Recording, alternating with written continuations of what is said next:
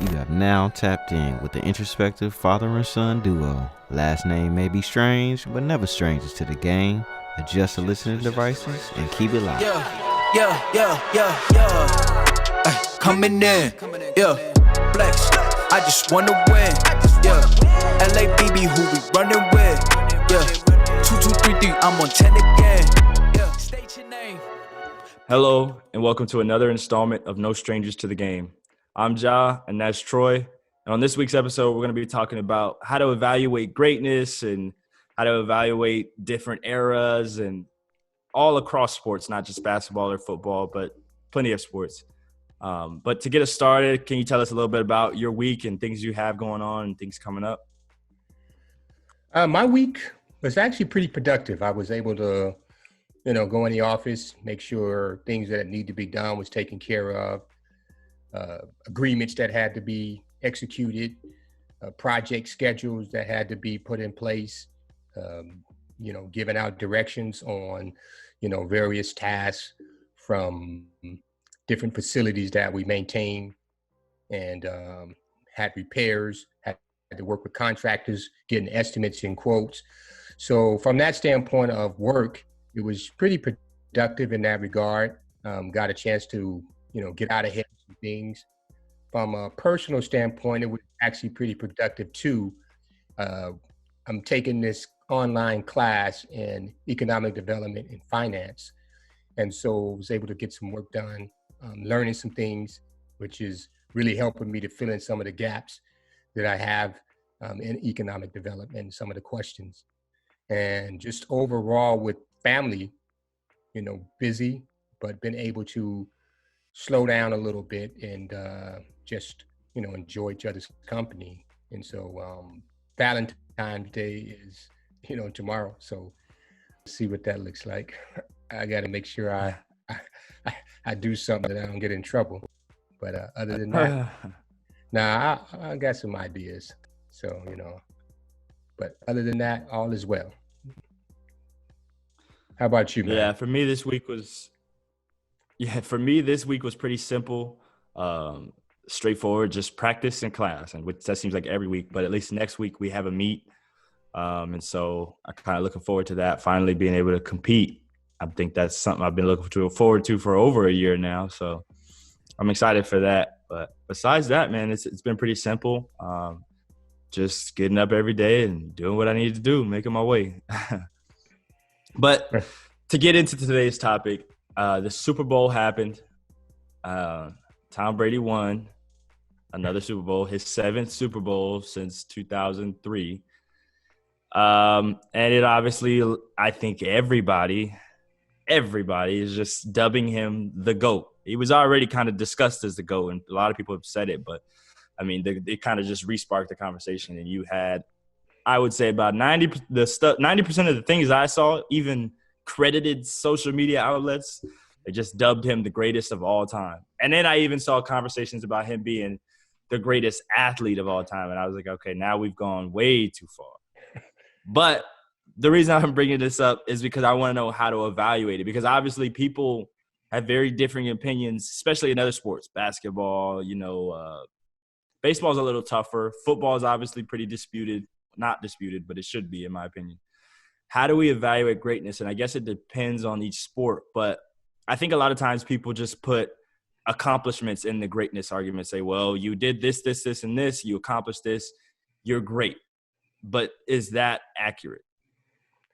For me, greatness, it comes with a criteria. And here is my rough criteria, is basically your individual accomplishments. What's your stats, right? Your team accomplishments, if you play in a team sport. What's your impact on the sport itself? What changes that are made to the sport as a result of what you do and what you're accomplishing? What's your impact, not only on the sport, but culture outside of that sport? How many people watch a game now because they're interested in seeing you that may have never tuned in until they heard your name and saw the things that you were doing? Also, style points. It's not only that you do these things, but how you do it. And your commercial success. Those are the things. The commercial success, not so much, but it does play into having other people tune in that who would normally tune in and watch what you do. Style points, going back to that one, because when you think about the Tim Duncans, you think about Kawhi Leonard, right? Those guys will probably never go down after their years, 10, 15 years from now, being mentioned in the likenesses of the LeBrons and the Kobes, the Jordans, and people like that, because they didn't do it in such a style and a fashion in which those guys played the game. And so I think those are the things to me that kind of shape the argument for greatness. There's obviously more that can be added, but those are the criteria that I kind of lean on to make those assessments. It's funny because you brought up style points, and I think in certain sports, it's weird because there's certain sports that I think you lean on style points as more of a measuring stick versus others. In basketball, I think you have to kind of use the style points in terms of how you got it done, because otherwise Karl Malone is the second greatest scorer ever. And statistically he is, but I think a lot of people who, watch the game and study the game will sit there and say, well, he didn't have to do it in as crafty or a skillful way as other people. And then you get people who say, well, he did it though, right? And it's just numbers. They say numbers never lie. And to a degree, I believe that, but I think you have to take those numbers with a grain of salt and also evaluate the player themselves and how they were able to accomplish those things. So the style points thing is something I go back and forth on, because then you take football, for instance, and I think I wouldn't say I lean more heavily on style points, but for me, it does matter how you got it done when we're talking about team accomplishments. So, for instance, Tom Brady's 7 Super Bowls, in my opinion, don't get me wrong, he obviously did enough to win all of them. He did his part, and that makes him great. There's no doubt about that. I just don't think what he did to win those 7 rings makes him greater than other players that I've seen play the game. And he's definitely not the best I've ever seen play the game or the position of quarterback. But that's not to take away from his greatness, because at the end of the day, he did what he needed to do to get his team in the position to win. He's the quarterback, which is probably the most influential position on the field in football. And so, for that degree, he takes a lot of the credit. But I think people give him a little more credit than they should, in my opinion.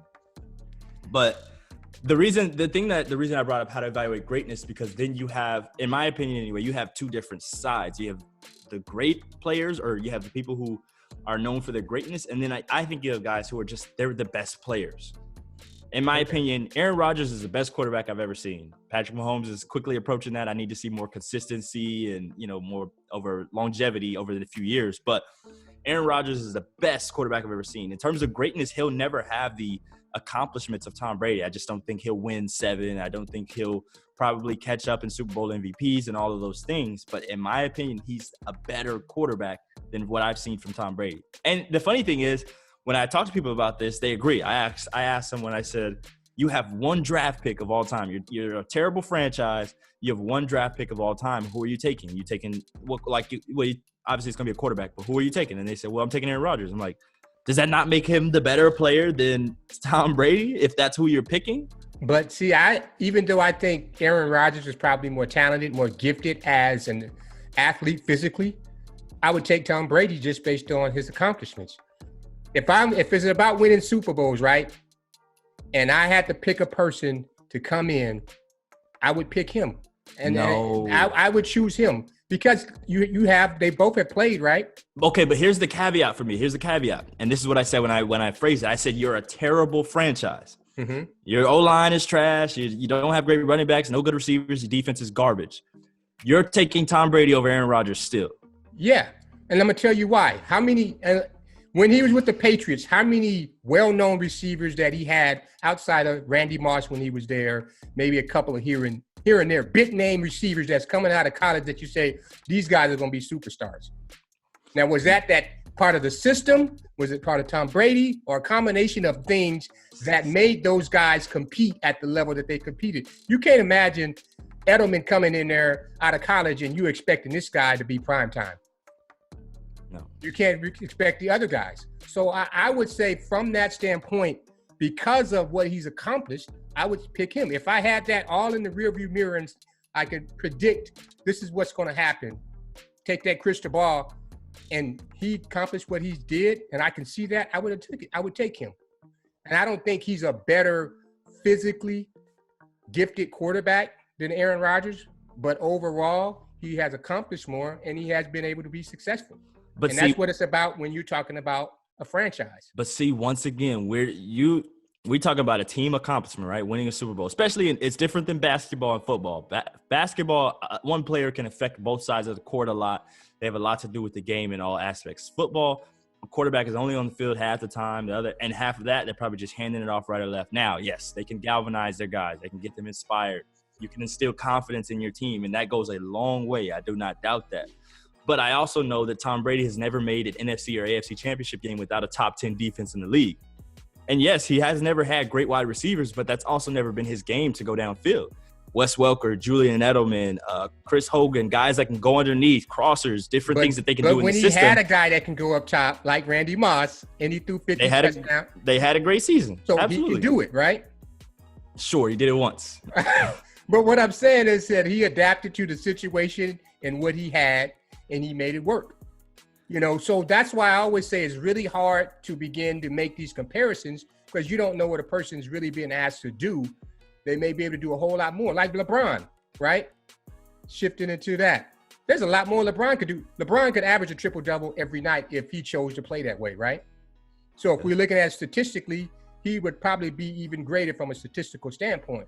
But because the way his teams are being designed or organized, there's ways that he feel he could be more successful and still have, I guess, good stats, but be more successful playing a certain style. Does that make sense? Yeah, sure. Coaching. And once again, I give Tom Brady credit for doing the things he needs to do to win. Like that adds to his greatness. And yes, he is a good player. But I don't understand how you can even sit here and tell me that if you have a terrible franchise, you're not taking Aaron Rodgers over Tom Brady. That's crazy to me. But we'll let that go. Well, let's go. Let's start over, though. Let's start over. Let's go back because there's a lot of intangibles. Yes. Tom Brady went to a team that last year, and granted, they had a good defense. Sometimes they had great defense, and they had great weapons on offense and defense. Okay, but again, had he not been there, do you think they'd win the championship? I think there's other quarterbacks you could replace with him, and they would win. Yes. I think you put Aaron Rodgers on that team with those weapons and that defense, I think they win a championship. You put Mahomes on that team with that defense and those weapons, I think they win a championship. You put Peyton Manning on that team with those defense and that weapons. Let me put it to you like this. That's possible. But what has happened is that guy went from an organization that was elite. He went to an organization that was on the rise, up and coming, and he gave them what they needed to be over the top. Now, it's possible that we can say that these other guys would come through and they would be successful. How much, Aaron Rodgers, he probably could. How much of Mahomes is Mahomes? How much of it is coaching? How much is the system? And all those things are factors. So I would say because he did it, and he did it in a way that this team wasn't a team that anybody was expecting to go to the Super Bowl this year. Yeah. We thought they would be better, and there was opportunities for them to be beat, but for whatever reason, they prevailed. So I think just out of that, I wouldn't say that that would be my first choice if I had to choose between those two. Next question, since you have no logic on the first one, is can you come to a conclusion of a GOAT? Me and you have differing opinions on this, but I want yours first. Can you come to a conclusion of the greatest of all time? I don't think you can precisely. I think you can have your opinions and your biases, and even statistically you can go through. And if everybody agrees on the same criteria, I think from that standpoint, you can arrive at what we consider a GOAT. But I still think there's a lot of other intangibles that are not considered in that, right? So for instance, you have guys who come and they play well. Like for instance, most NBA Hall of Famers that were successful and had many championships, they had Hall of Fame coaches too, right? Yeah. LeBron didn't have that. What would be different about him if he had that? You know what I mean? Would he be better? Would it have made him worse? How would that have affected his career? What about the organizations that he goes to? Are you in an organization that's going to allow you to grow and to become better and reach your full potential, or do you just do it in spite of? And so I think there's just a lot of answers or questions that I don't know if you can answer precisely to say without a doubt that this is the GOAT. And I to a degree agree. I do think that there's always going to be room to make arguments for other things, because as we talked about, they say numbers never lie, but I do think you can interpret numbers differently. Everybody can look at a set of numbers and pick things they want to focus on, and that may make a different argument than what you're trying to argue. I think it varies sport to sport to a degree. I think basketball, I don't think we'll ever have a definitive answer unless somebody comes along and completely just, for whatever reason. But even then, if they did all that, there'd be somebody out there who would find a way to poke a hole in it and find something else. But I think, and then another sport that I don't think it's tough is boxing, because you're talking about hand-to-hand combat, one-on-one, and a lot of these guys never got to fight each other. Rocky Marciano never fought Muhammad Ali. Muhammad Ali never fought Floyd Mayweather. Tyson never fought Muhammad. So there's so many people that never got to fight each other. They destroyed everybody in their era. But that's the difference, though, is I think you can make arguments for greatness, because when you're talking about greatness, they say what you do is you compare them to their contemporaries. Mm-hmm. Who were they going against at that time, and how much did they dominate their era? Because when you're talking about an era, everybody has to deal with some of the same things, right? They're in the same time frame, same training to a degree, right? They have the same technology, stuff like that. And so if you dominated them like that, then, who's to say you wouldn't do well in other eras? And there's a lot of wiggle room for discussion there too. But something like in boxing, to me, I think Floyd Mayweather, in an era where everybody has technology, everybody knows the new styles of training and all of these things, everybody has money in boxing. That dude was 51-0, 52-0. I think that right there that's the greatest greatness. I can't say he's the best, you know what I mean? Especially because in boxing, you got weight classes too. But I think in terms of greatness, I'm going to go with Floyd Mayweather in boxing. As the greatest of all time? The greatest. Not necessarily the best boxer, but the greatest to me. 50-0, probably you talking about commercial success. He got it. I mean, his impact and things. How much has he changed the sport? What has been his overall impact on the sport? I mean, because when you think about his fights, they're boring. They're boring. They're boring. Right? So those style points, when you saw an Ali fight, you saw flash. When you saw a Tyson fight, you saw a fight. So absolutely right. But now statistically, those dudes got knocked out. Yeah. With all due respect. Because they got their fault. And see, but that's the thing. But for me, and it's very simple in combat sports, right? Combat sports, at least if I'm going to get in a fight, the point is to hit you and you don't hit me. Right. Now, if let me ask you this. To watch, absolutely. But let me ask you this question. Here's what happened in those guys. They had a 3-year layoff in their prime that they didn't get to fight. Ali, when he was banned because he didn't want to go to the military, right? Then you had Tyson when he went to prison. This is in the prime of those guys' years in which they would have gotten better. They would have learned more. They would have been a little more sophisticated. So they came back afterwards and, had to catch up from where they were or where they left off. So that's one of those things where I put that, there's a segment in there of unknowns that I think would have made a difference, and not to say that any of these guys wasn't great, because they all are, but which one was the greatest? I don't know if I would go with Floyd, because like I say, the style points. I mean, who did he really fight that we can think of when you look back over Floyd's career and say, who did Floyd beat? I mean, they were all there. Okay, De La Hoya. Who else? And you might laugh at this, but I think Canelo Alvarez is coming up to where he'll be a name we remember. But when he fought him, he wasn't that dude. That's true. So different times and different times of that person's career. He beat Sugar Shane, but that was on the tail end of his too. Right. And so, like you say, that Muhammad Ali got beat on the tail end of his career. Tyson got beat kind of on the tail end, and so there's a lot of circumstances. And the thing I would say that Floyd probably learned from those guys is when to quit and being strategic and understanding that, okay, I saw the mistakes that those guys made. I don't want to make the same mistakes. And that kind of lends into the next question. How do you compare across eras? And I touched on it a little bit earlier. You compared it to who was around at the time. But there is an interesting argument for the guys who got to see everybody before them and, like you said, learn from their mistakes and learn from their experiences. I want to get specifically into basketball in this because this is always the one that I think age has a lot to do with who you think is great in basketball. We're talking about basketball. You got really old guys who probably saw Bill Russell win, 11 of his rings or all 11 of his rings and say, hey, that's the best basketball player ever. And I mean, how can you tell them that they didn't watch the best basketball player when he was killing everybody back then? I mean, and he did go against some guys. He had Wilt at that time. Did he didn't go against Kareem at all, huh? Who? Russell? Bill Russell. I don't think their careers overlapped. Kareem came in the early 70s? 69. I don't know. I know Bill's prime was over. But nonetheless, you have those people that say Bill's the GOAT. You want 11. And like we said, basketball is a sport where you can affect a lot.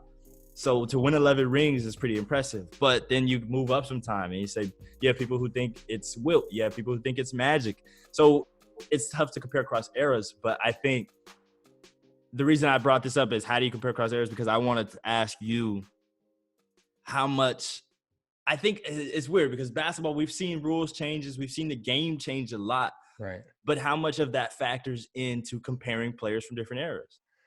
I think it really comes down to as you're growing and you reach that age where you understand the game enough, or this person does something that you had never seen before, and you just kind of become fixated, and that becomes your guy.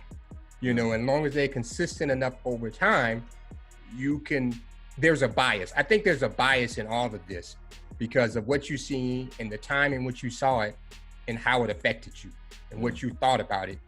And anything comes after that, you're like, well, this guy did it first. Somebody else may have did it 10 times more.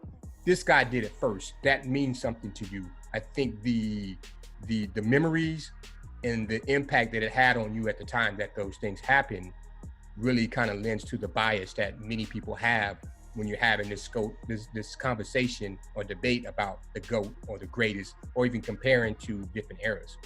It's funny you say that because I've realized how emotional this argument is for people. I know I'm very attached to LeBron James, and I have my arguments for him, but I feel like I usually back that up with factual arguments, statistical arguments, things like that.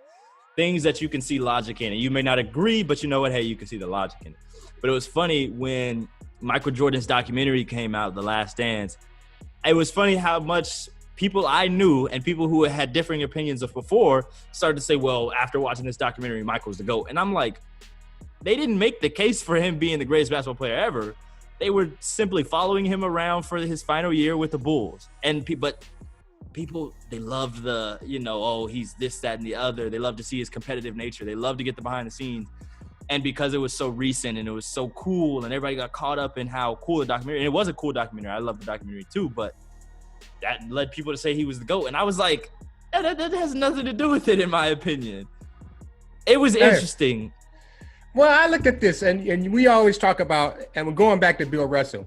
My favorite basketball player of all time was Dr. J. Because in the moment that I saw him in the time of my life, I saw him do things that I had never seen before. And that was always, I'm not saying he was the best, that was my favorite.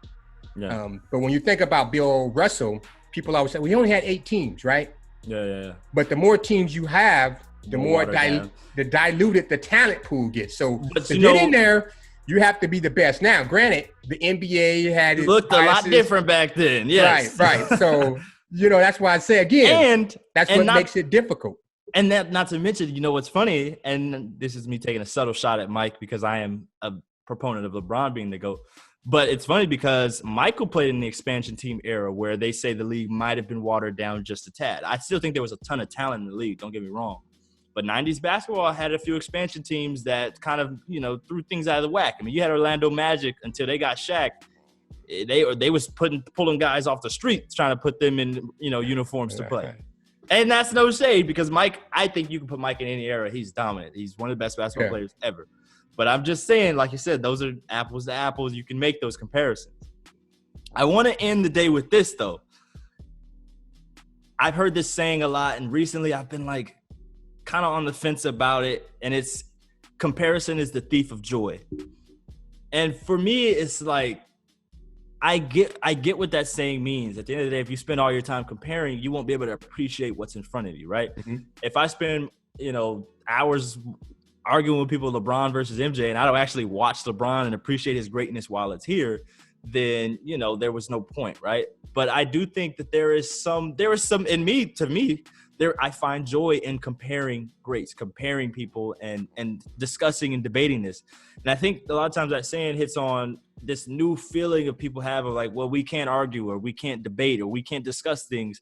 We just got to agree and that's be that. Everything needs to be in peace and harmony. But then it leads to the exact opposite. And so what is your take on the saying comparison is the thief of joy, especially as we're talking about, comparing athletes and stuff? Well, for me, I think it's degrees to it. If you become obsessive with the comparison, then yeah. But if I look up and say, where do I sit and stand next to what is considered the best? And I compare and say, you know what? I think I stand just as, near or better, or at least comparable with whoever they're calling the great. And I can leave it at that. But if I become obsessed with it, I think it becomes more difficult for me to enjoy where I'm at, because I'm always pushing to be better or, above the person that I'm being compared to. So I think it's a fine line, if you take it, above and beyond what is, I guess, reasonable, in my opinion. Also, I think, oh man, I just lost my train of thought.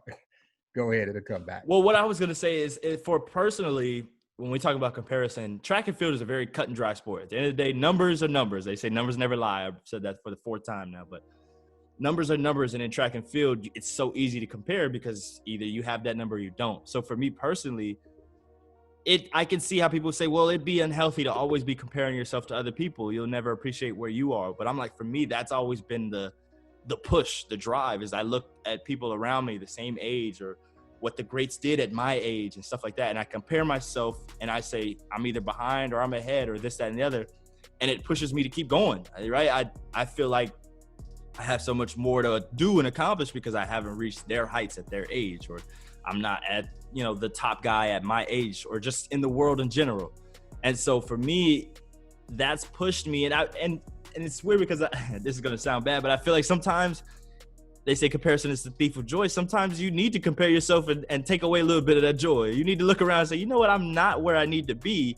What am I happy about? Not to take away your happiness, but to say you can't be settling. You can't be complacent. Well, it has to be it's an assessment, right? But it has to be a reasonable assessment. You at 10-year-old can't compare yourself to, Christian Taylor at 20. Yeah. It's just, that's unreasonable unless you're just a super freak. So there's got to be reasonable, and it has to be something that is not obsessive, right? More of an assessment to help you get to where you want to be and get to where you're trying to go to and make reasonable decisions or judgments. I think also when you earlier you touched on not being able to debate. In this generation, people seem to be unable to have disagreements or debate. I think it comes down to understanding and establishing the rules of engagement, right? So if we're going to debate about something, we have to say, here's the rules and here's how we're going to do this, so that we can at least be able to function on the same realm. We'll have different arguments, but we'll be arguing in the same, I guess, with the same criteria. Example, if we're out and we're on the basketball court and we're going to play a basketball game, but I'm using football rules and using basketball rules, we're going to both walk away pissed off because I'm going to be hitting you and you're going to be saying, man, we're playing basketball. But no, these are the rules that I'm using and this is how I play the game. And it's never going to, you're going to both walk away disappointed because you're going to be like, this dude was cheating, or this dude said something that's crazy or did something that didn't make sense. So I think you have to establish the rules of engagement so that you can minimize some of the, dismissiveness, or just the inability to debate and argue about situations. You may still walk away with a disagreement, but to be able to have that conversation and walk away and say, okay, maybe I learned something from that, or this dude is still crazy, but he had a good point here. But the rules of engagement, I think, are critical. And that's the key. And I think that's been I once again, I can't say what it was like a long time ago, but I think there was at least a little bit more of an emphasis on listening as opposed to being heard. I think we live in an era right now where everybody wants to be heard, but nobody actually wants to listen. You go on Facebook and Twitter and you putting your thoughts out there and you want people to like it and hear you and understand you and agree with you. But you don't necessarily want to do that for other people if they don't have the same opinion. And so when you come into a debate, it's much of the same, where like, I'm shouting at you. I want you to hear me and understand my point. But then when you come back with your point, I don't want to hear none of that. I don't want to try to listen. And so I think that's kind of been the biggest disconnect, at least from what I can see in my generation and my era, and something that probably needs to change, that I think take away a little bit of the divisiveness that we see. Yeah, I know there's and I can't find it. I had it was a little object. It was called a talking stick. Mm-hmm. And it was from the Native American tribes.